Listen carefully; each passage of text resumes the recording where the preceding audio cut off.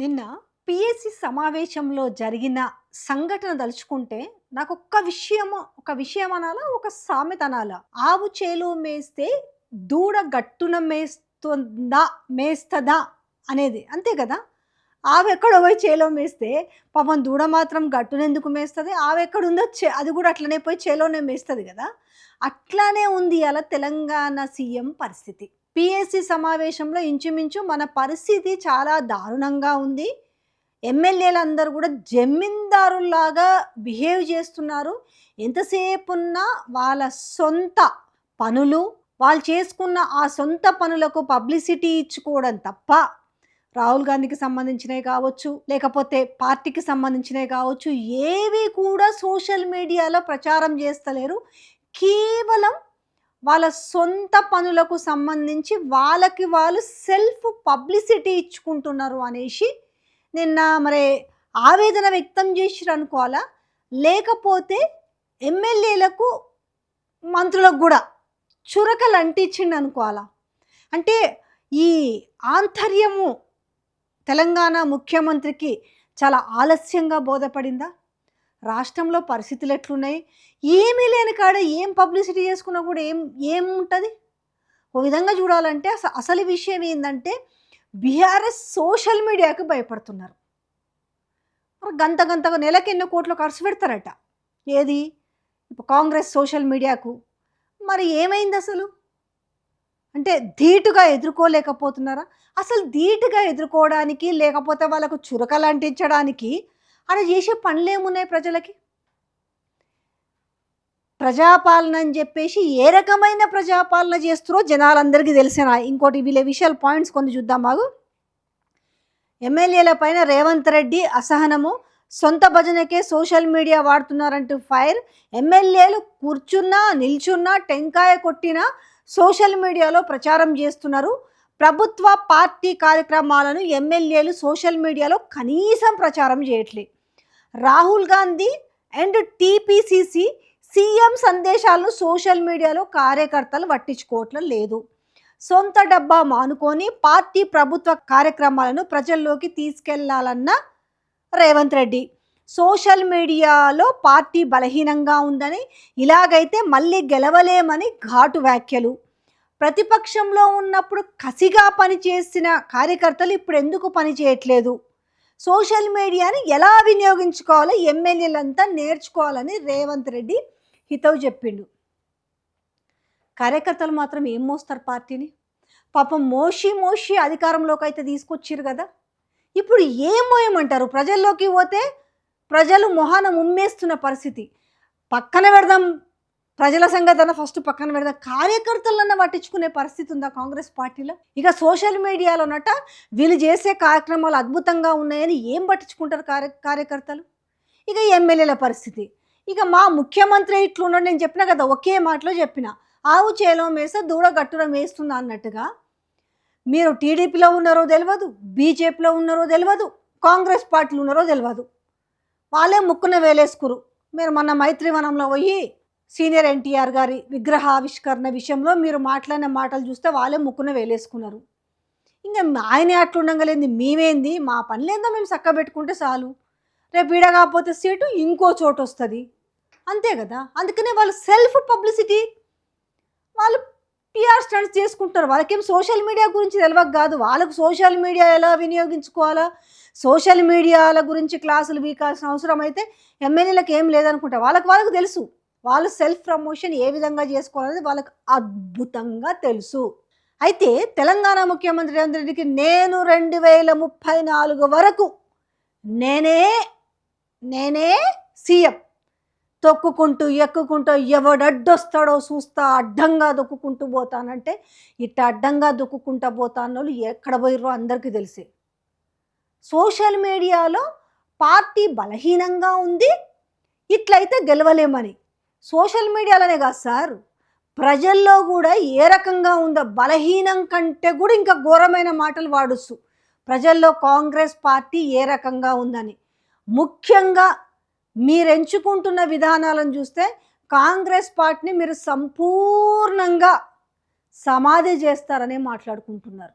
అంటే కొన్నిసార్లు మీకు తెలిసి మాట్లాడుతున్నారు, తెలియక మాట్లాడుతున్నారు అనేసి ప్రజలు కూడా ఇవాళ మీ కార్యకర్తలే కాదు ప్రజలు కూడా ముక్కున వేలేసుకుంటున్నారు. ఏం పెట్టుకుంటారు సోషల్ మీడియాలో? పాపం ఎవరికన్నా సోషల్ మీడియా పని అప్పచెప్పినా, అరే ఈ పని మంచిగా జరిగింది గదిలో పెడదామంటే గది లేదు. పోనీ మీరు ఒక ప్రెస్ మీటో ఒక సభలో సమావేశాల్లో ప్రజలకు అక్కరొచ్చే ముచ్చట ఏమన్నా మాట్లాడతారేమంటే అది లేదు. ఏం పెడతారు? ఎంతసేపు ఉన్నా బీఆర్ఎస్ సోషల్ మీడియాలో ఏం చేస్తుర్రు? ఎవరన్నా ప్రజలకు సంబంధించి వార్తలు చేస్తే వాళ్ళందరినీ కూడా బీఆర్ఎస్ ఖాతాలో వేసేస్తారు. అరే వాళ్ళు దేనికోసం చేస్తుర్రు? ఎందుకోసం ఈ వార్త చేసిర్రు? మనకు ప్రభుత్వానికి పాజిటివ్గా ఎందుకు వార్త లేదు అని ఒక్కసారైనా విశ్లేషించుకున్నారా? మనం మంచి కార్యక్రమాలు చేస్తే ఖచ్చితంగా ఎవరైనా చెప్తారు కదా. ఎవరైతే ప్రజల పక్షాన మాట్లాడతారో కథం వాళ్ళకు ముద్ర వేసేసారా, వాళ్ళని బీఆర్ఎస్ అకౌంట్లో వేసేసారు. అట్లంటే మరి మీరు ప్రతిపక్షంలో ఉన్నప్పుడు గిట్లనే చేసిరా? మీకు ప్రతిపక్షానికి పాజిటివ్గా ఉన్న వాళ్ళందరినీ అప్పుడు మీరు కొనేసిరా? ఒక్కసారి మీకు మీరు ఆత్మ పరిశీలన చేసుకుంటే ఇప్పుడు మీకు మాట్లాడడానికి అర్హత ఉంటుంది. సోషల్ మీడియా మీకు ఇష్టం వచ్చినట్టుగా లేదంటే మీ పెరట్లో ఉన్నదో లేకపోతే ఇంకేదో అనుకుంటే కుదరదు కదా. సోషల్ మీడియా వాల్యూ ఇప్పుడు తెలిసి వచ్చిందా? సోషల్ మీడియా వాళ్ళని ఎంత ఘోరంగా అవమానించారు. ఇప్పుడు సోషల్ మీడియాలో పార్టీ వీక్గా ఉందని ఫస్ట్ మీకు బలంగా ఉండాల్సింది సోషల్ మీడియాలో కాదు, పార్టీ ప్రజల్లో బలంగా ఉండాలి. ఇచ్చిన హామీలు నెరవేర్చలేక అవి పక్కన పెట్టి ఇచ్చిన హామీలు పక్కన పెడితే రైతుల గోస అయితే చూస్తారు కదా. ఆల్రెడీ గోస పడుతుంటే మళ్ళీ కొత్తగా తీసుకొచ్చి ఇప్పుడు కరెంటు విషయంలో తీసుకొచ్చి మరి ఆ పెద్ద మనిషి కోదండ రెడ్డి గారు కూడా ఎందుకు అట్లా మాట్లాడి 3 గంటలు కరెంట్ ఇస్తే చాలంట. ఇంకా ఇట్లాంటి విషయాలు ఏమని పెట్టమంటారు? ఓ నిన్న ఇది జరిగింది, డిస్కం విషయంలో రైతు డిస్కం విషయంలో జరిగింది, సో రైతులు కరెంటు వాడతలేరు, ఇదంతా కూడా మిస్యూజ్ అవుతుంది, అందుకే వాళ్ళని ఒక ప్రత్యేక జోనర్లకు తీసుకొద్దాము, వాళ్ళకు సపరేట్ మీటర్లు పెడదాము, అంతే కదా మీరు చెప్పదలుచుకుంది. ఇది పెట్టాలా సోషల్ మీడియాలో? ఇంకా మీ దాంట్లో ఉన్నాయనేమో ఆయనకేం వ్యవసాయం తెలియదా, మరి మీటర్ల గురించి తెలియదా, మోటార్ల గురించి తెలియదా, రైతులకు ఎంత కరెంటు కావాలనే విషయం కూడా కనీసం తెలవని విషయ పరిజ్ఞానం లేకుండా అయితే లేరు కదా. తెలుసు కానీ రైతులంటే చులకన. అలా తీగల మీద కరెంటు పాకుతూ ఉండాలట, 3 గంటలు రైతులకు ఇస్తే చాలట. ఇట్లా ఉంటాయి మీ వ్యవహారాలు. ఒక్కరన్నా ఒకటి పనికొచ్చే మాట కానీ ప్రజలకు అవసరమయ్యే మాటలు కానీ ఏవీ లేనప్పుడు ఎవరు మాత్రం సోషల్ మీడియాలో మీ గురించి గొప్పగా చెప్తారు? మీరు టైంకి కల్లాలలో ఉన్న ధాన్యాన్ని కొంటే బరాబర్ మా అలాంటిలో చెప్తాం, శబాష్ ప్రభుత్వం ఎంత అద్భుతంగా రైతుల గోస పడకుండా ముందే అలర్ట్ అయ్యి ధాన్యాన్ని కొన్నారని చెప్పొచ్చు. అబ్బా ఈ ప్రభుత్వము ఎంత అద్భుతంగా మాట నిలబెట్టుకుంది, అందరికీ రాష్ట్రంలో ఉన్న ప్రతి ఒక్క రైతుకి ఎవరైతే అర్హులు ఉన్నారో వాళ్ళందరికీ రుణమాఫీ చేసిందని చెప్పాలా? లేదు మీరు మహిళలకు ఇస్తానన్న 2,500 రూపాయలు ఇస్తున్నారని చెప్పాలనా? ఏం చేసిరని? ఆఖరికి పెన్షన్ల విషయంలో కూడా ఈరోజు ఆల్మోస్ట్ 20 లక్షల మందికి మీరు పెన్షన్లు ఎగ్గొట్టే పరిస్థితి తీసుకొచ్చారు కదా.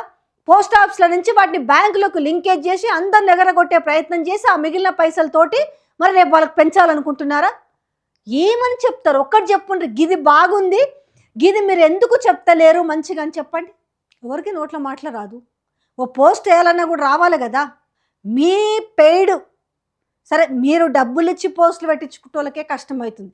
ఎంతసేపు బీఆర్ఎస్ వాళ్ళు ఏం పెట్టిర్రు, వాళ్ళకి కౌంటర్ ఇద్దామా, ఇది తప్ప బీఆర్ఎస్ వాళ్ళ అకౌంట్లు ఎవరైతే ప్రతిపక్షాలకు వార్తలు చేస్తారో ప్రజల పక్షాన వార్తలు చేస్తారో వాళ్ళ జూనికనే సరిపోయింది మీ పెయిడ్ వాళ్ళకి.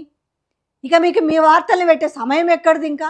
సో అందుకనే మళ్ళీ నేను అగైన్ చెప్తున్నా ఏంటంటే ఒక్కటే గుర్తుపెట్టుకోండి, తెలంగాణ ముఖ్యమంత్రి గారు ఆవు చేలో మేస్తే దూడ గట్టున మేదనే విషయాన్ని గుర్తుపెట్టుకుంటే మీకు ఎట్లాగూ గెలవరన్న విషయం మీకు ఇవాళ అర్థమైందా? ఇట్లయితే గెలవలేము అంటారు కానీ ఎట్లయినా గెలవలేరు. ఆ విషయం మీకు మీ అంతరాత్మనో లేకపోతే మీకు సోలో ఏదో ఒకటి ఉంటుంది కదా, డెఫినెట్గా మీకు తెలిసే ఉంటుంది.